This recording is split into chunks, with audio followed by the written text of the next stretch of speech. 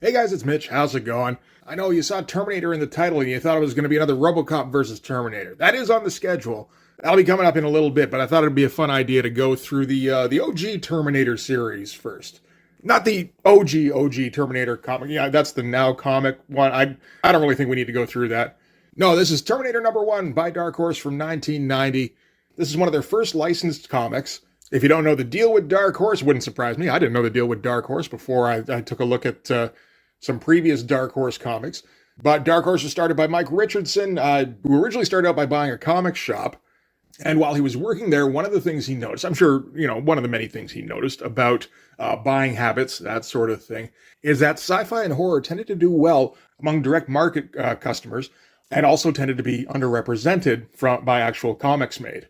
So when he did eventually try to push into the publishing game, one of the things he thought to focus on was the more sci-fi stuff. And he had some contacts in licensing because he had kind of brokered some licensing deals for his shop in the way of like posters, merch, that sort of thing. So he already had like an in there. And he managed to scoop up all sorts of licenses that were like in between movies. So he got the Predator license after the first Predator movie, but before they started really taking off with the sequels in the 2000s.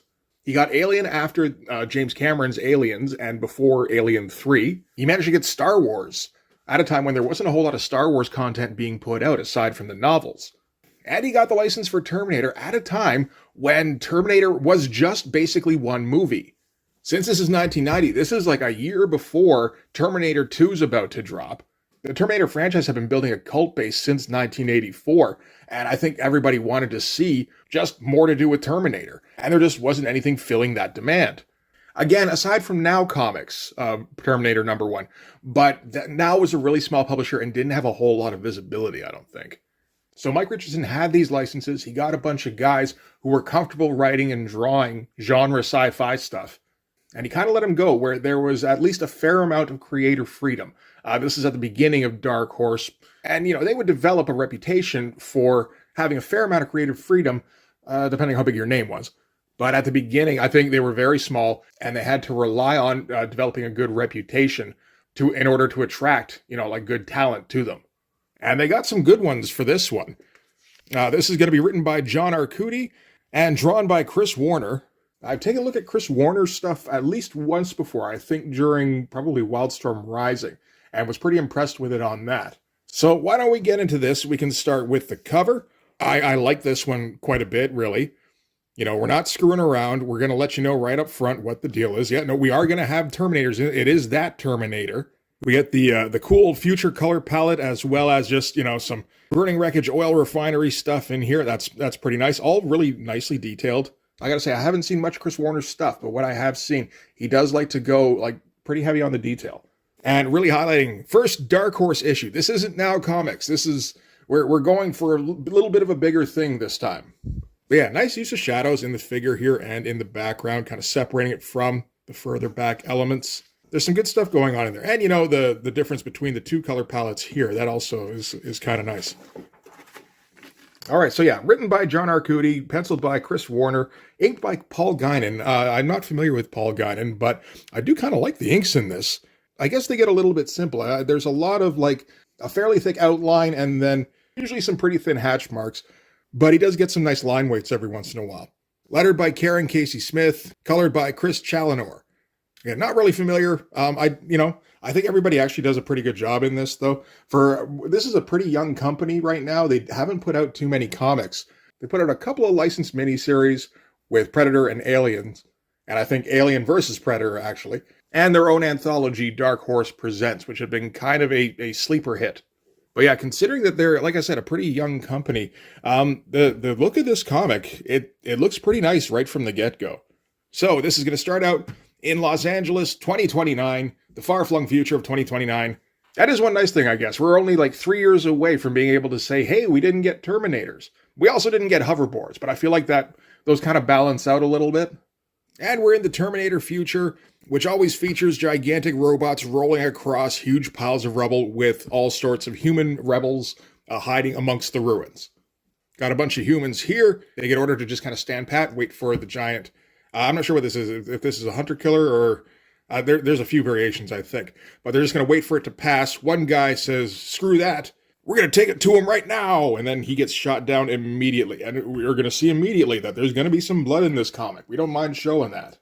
This one is aimed squarely at the direct market. We're not worried about the comics code. We're not worried about the newsstand. We're not particularly worried about parent groups, really. Yeah, but nice amount of detail to start off with here. Cramming a lot of figures into the corners here. Making sure we get a fair amount of detail in like the dust and everything. The HK itself it's a bit simplistic looking, I guess, but it's also based off of those 1984 designs, which got a little simplistic looking, honestly. And for the shot where the guy gets disemboweled here, cut in half, I suppose. We're going to make sure to pop him out of the panel border. We're going to use some like heavy slashing inks to make it a bit more dynamic and kind of make sure everybody notices him. There's some nice usage here. So I think they were given a fair amount of leeway on where they wanted to take the Terminator franchise. And what they basically decided to do was to repeat Terminator, only to kind of amp things up a little bit. Which is maybe not the most exciting thing, but the thing is that the people who wanted to read Terminator stories didn't really care for inventiveness. They just wanted more Terminator, I think. You know, like we can come up with some inventive stories later. For now, just give me something with T-800s. So the colonel here isn't going to stand for one of her men getting lost. Tells the lieutenant to hand her a grenade. Hucks it out. Again, breaking the panel border here. We're getting it nice and just drawing a little bit of attention to it.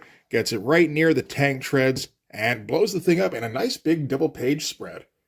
Get a bunch of debris flying everywhere. Get some spatter going on in there for extra just grit. Nice shadows in all the figures and in all the rubble here. This is a pretty great splash. And getting a little old school with the lettering. That doesn't look bad at all. And of course, we've got our one guy here who got disemboweled. Just, making sure we didn't forget we're keeping the continuity straight, and we're going to color him a little differently than everybody else because we got to make sure that the blood is red. A little bit of a cropping issue here. I don't know if this is everybody's copy or just mine, but we're actually cut off a little bit of the lettering here. Don't see that too often. So they're going to double time it now to their objective. We get a nice shot of the tank here sitting among the flames. Now, a lot of nice looking smoke, a lot of, some nice lighting going on here. So the place they're going to is this facility here. This is a Terminator headquarters. One of many, Terminator's like a hive mind supercomputer defense network, but it does still have physical locations that the software is operating out of.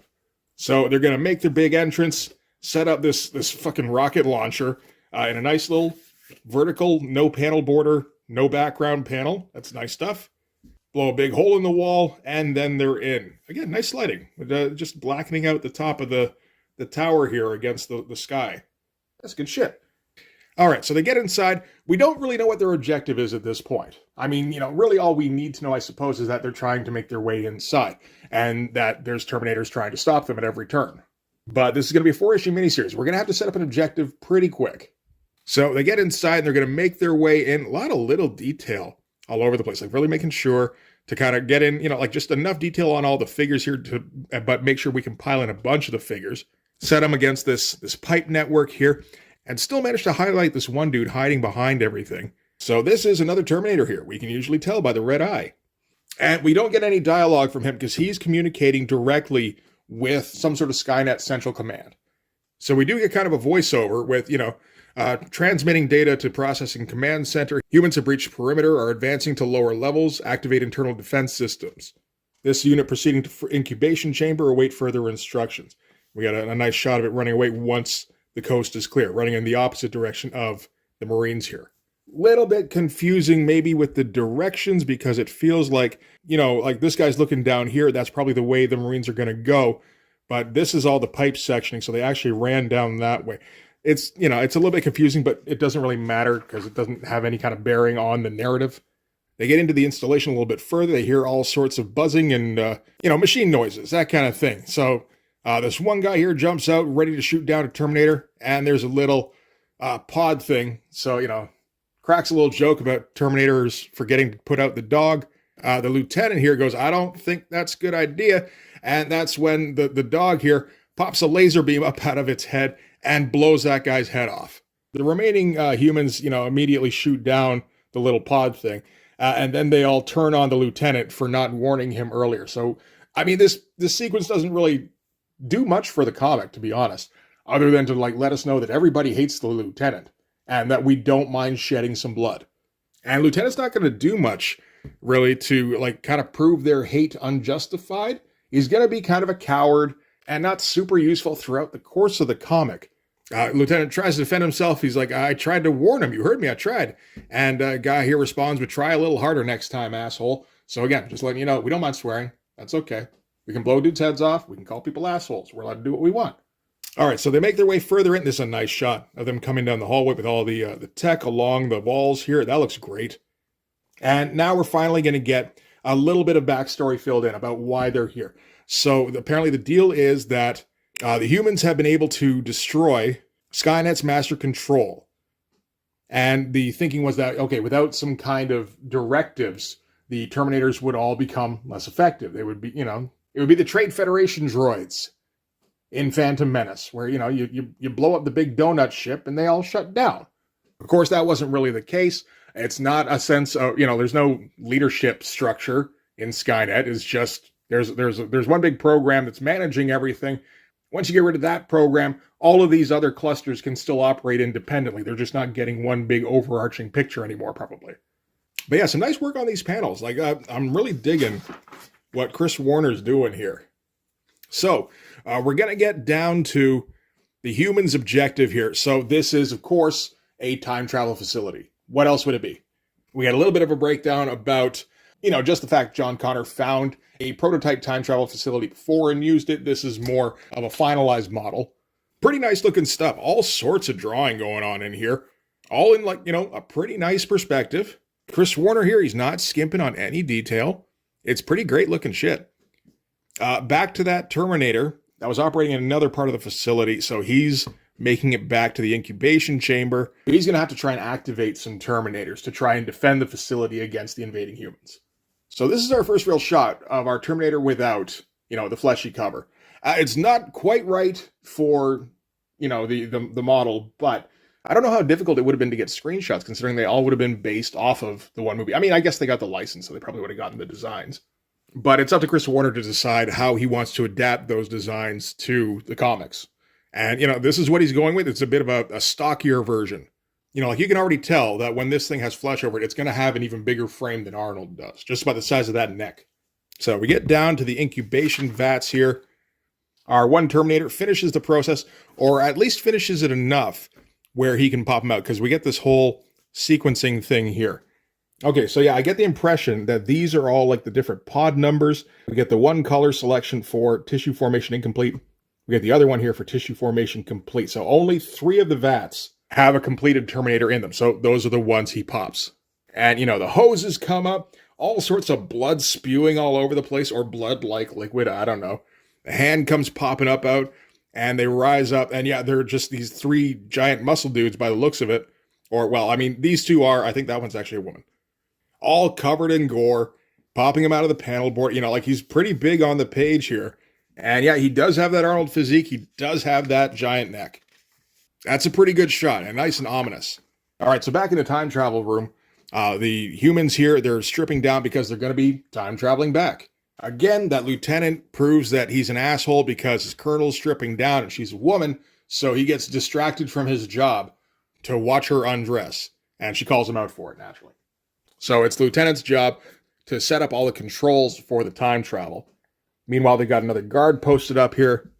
A couple seconds later, they're all set up to go. They're all on the pad, lieutenants operating the machinery, and the guard gets gunned down as another hunter-killer type droid busts in.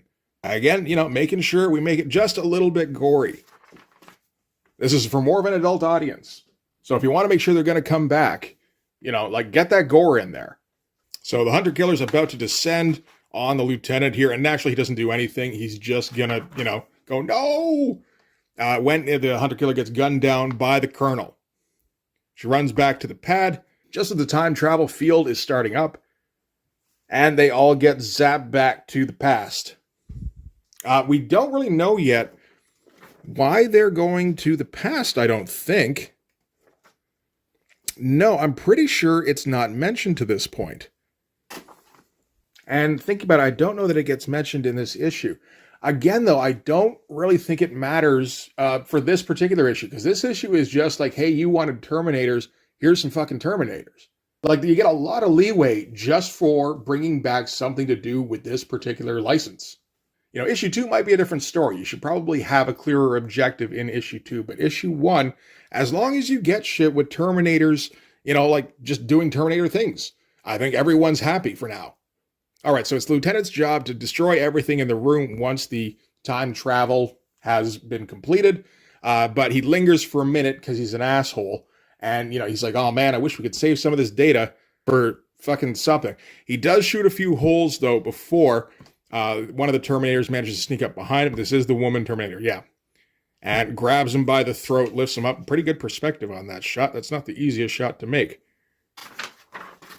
The other Terminators walk in, and they got to assess the damage. So what they're able to assess is that they will be able to repair the facility enough so that the time displacement equipment will be functional again. However, the damage has made it so that the data about where the humans traveled to has been lost.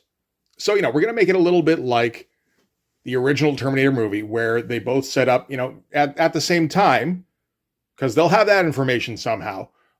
Roughly the same place, like same city, but they're going to have to find each other.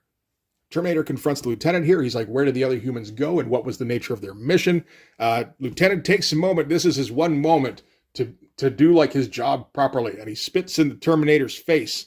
And the Terminator immediately takes his hand and crushes all the bones in it. Get those fingers just bending the wrong way. That's great shit. Good expression too, like nice and expressive. And the Terminator says to him, I'm not going to lie. You are going to die, but if you tell me where the other humans went, then we'll make it quick. If you don't, I'm going to move on to the larger bones. And we get our nice close-up of the eyes here with the red pupils to end on. Again, we didn't get to see too much of the endoskeletons just yet, just a little bit. Again, I think that's more for later on in the series. So, you stick around. It's only 4 issues. You're going to get your Terminator endoskeletons eventually. Oh, and hey, look, we made it to the middle of the book and no cardboard cutout thing. This is very early. So that was an idea somebody would have, I think, not too long from now. That didn't stick around too long. But it is nice to pick up a Dark Horse book and not have to worry about the giant bookmark in the middle. So we're going to cut back to our humans who have landed in the present of, I think this is just 1990. And, naturally none of them have their clothes because you have to time travel naked. And they've shown up in LA, present day, and they're all just kind of struck by how quiet it is. You can't hear lasers anywhere. But the colonel gets them up and moving, tells them, they've got their priorities, they've got to go find weapons, and, clothes would be nice too. So from there, we're going to cut to somewhere else in the city. This is at Cyberdine Systems headquarters. And so we've got a couple of bigwigs in an office in the dark, and they're discussing company policy. I feel like that probably shouldn't be the way things are done, but Cyberdine does end up destroying the world. So some questionable practices in terms of punch-out time. I guess that's a little bit small potatoes. So the guy in the chair here, obviously, he's like the director. The guy advising him, he's telling him that they're having some difficulty with their bottom line. Apparently, there's some defense budget cuts that are coming up, and that's going to make most of the hardware they've been coming up with obsolete. So they're going to have to diversify, which is going to mean liquidating a whole bunch of the defense contracts. Not all of them, but a lot. And focusing on other aspects, specifically Project Bellerophon, which I assume is going to show up later on. Maybe that's the point of, like, the objective of the humans. That would make some sense. So it's Chekhov's Bellerophon. I think that would make sense in terms of story structure. And the director appreciates his input, but apparently he's too busy skimming money off the top to worry about the company's future. So things were rotten at Cyberdine from the start. We moved up from corporate fraud to killer robots. It is the natural progression. All right, from here, we're going to cut downtown to a clothing store called Psycho, where the shop owner, he's called the police because 5 naked people rushed his store, smashed the window, and ran off with his mannequins. And shockingly, the police don't take that particularly seriously. Then we're cutting to an overpass somewhere where those mannequins are getting dropped, looking a little bit like Terminators, just a little bit. So they've managed to grab themselves 5 somewhat era-appropriate outfits for the 90s. Apparently all women in the 90s, they all wear skirts and they have shirts that show off their boobs. He did get the power shoulders right, though. So the colonel here, she's going to get down to issuing orders. First of all, she's not colonel. They're going to operate under first names now because, if they start using their ranks in common conversation, they're going to draw stares. So Bart has to turn up a gun or two and ammo. Naomi and Raoul, they have to get clothes, food, and any other supplies they can find. And Alan and the Colonel are going to secure living quarters. They'll meet back here in 12 hours. And this is all solid stuff. It's nice, clear storytelling. There's, like you could usually tell what's going on any given page, really whether or not there was dialogue there. Like, you don't need dialogue for this kind of sequence. All right, so elsewhere in the city, in a downtown alleyway, another portal opens up, and the 3 Terminators appear with the other Terminator, the Scarface Terminator. It's interesting how, like, these 3 are the muscle, and you get the feeling he's more of like an infiltration unit, like the idea for the Terminator originally was, where he's just kind of more of a regular-looking dude. So, the 1825.M, so that's, again, the more regular-looking guy, has served in the field as a maintenance and intelligence agent. The clandestine nature of our new objective requires the experience and knowledge. You would think that experience and knowledge would be available to all of them as some sort of, net connection, but I guess it does get sequestered. So tissue repair is its primary function, not combat. It was not designed to withstand extreme stress. So that, I think, probably important information for later on in the story. We also find out that they brought the lieutenant along. And we're quickly going to find out why as they grab him by the throat, revealing that he's got a recently cauterized wound on his stomach here. Just kind of hold him up and shoves his hand in his stomach and pulls out a gun, because the whole thing, like, there's always that question of, wait, how do Terminators go back in time if you can only send back, like, organic material? It's like, well, you can fool the machines by covering more machine with organic material. And I remember hearing it said, why don't they just send back a flesh bag full of cannons then? That's kind of what they did here. Stashed a pistol in the lieutenant's guts, ripped it out as soon as they got there. Probably not able to stow, like an entire rifle in there. You just can't, we can fit the one pistol, the one laser. Again, getting pretty gory. That's some good, like this, and some of the rendering here is kind of reminding me a little bit of Faust, like the amount of musculature going on. Like, they really go over the top with the physiques of the Terminators. And nice panel to end on here too, shortening up the panel borders so that the pistol in the bloody hand extends below. Again, really highlighting it. That's good shit. And we end with our 4 Terminators who are ready to proceed. And we get a little bit of narration to end with here. Lieutenant Koufax had served recon security for 3 years under John Connor. It was Koufax who uncovered the existence of the huge time displacement chamber. His hard work prevented Skynet from transporting its cyborg army through time and gave man new hope.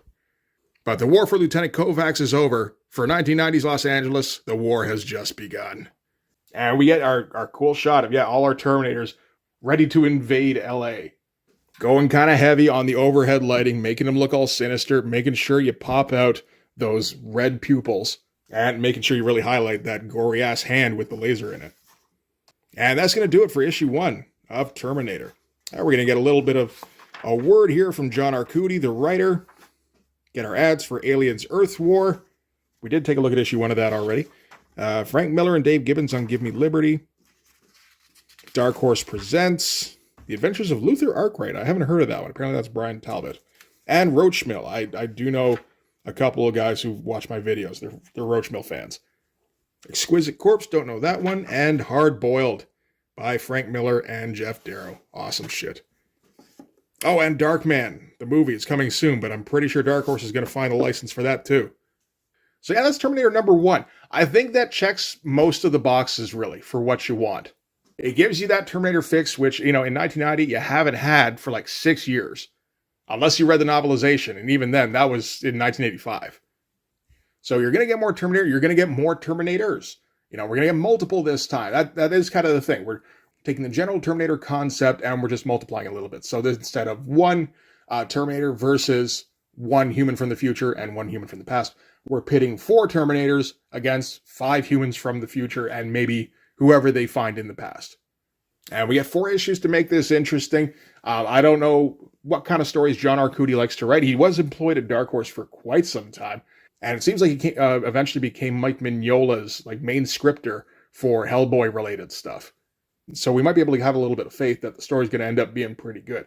Right now, it's just kind of wrote, set up the Terminator thing, which, in 2026, we've seen a ton of that, but I think there's probably a real appetite for this in 1990. And I think the main draw in this aside from, hey, look, robots, is Chris Warner's art. It's very clear. It's got he's got a nice pace. He's got good storytelling, but he also does not mind filling up the page with detail. And the inks do a pretty good job of bringing everything out. Yeah, I think this book gives you pretty much everything you want. You hear about, oh, there's going to be a new Terminator comic. It's like, okay, we'll check that out. I don't know how great the Now Comics ones were. The cover for one of them was pretty good, but, hopefully they were all right. So I got to think if you were kind of stoked to see how this turned out, that you probably ended up getting your money's worth, honestly. So yeah, that was pretty good. I might pick up some more issues of this. I could use some more of Chris Warner's art in my life, I think. Maybe not for the channel, but, just to read. That'd be nice, I think. But for this one anyway, that is going to do it. Thanks very much for watching, guys. If you like this video, please hit the like button. Helps with all the algorithm stuff. If you want to see more, hit subscribe. If you really want to help out, in the description, there's my link tree. And if you follow that to my Patreon, you can subscribe there. It gives you access to everything I do. So all sorts of videos, all sorts of Blood Force comics. You can also follow me on Instagram and DM me there for commissions. But yeah, that'll do it. Thanks again for watching, guys. I'll see you in the next one. Bye-bye.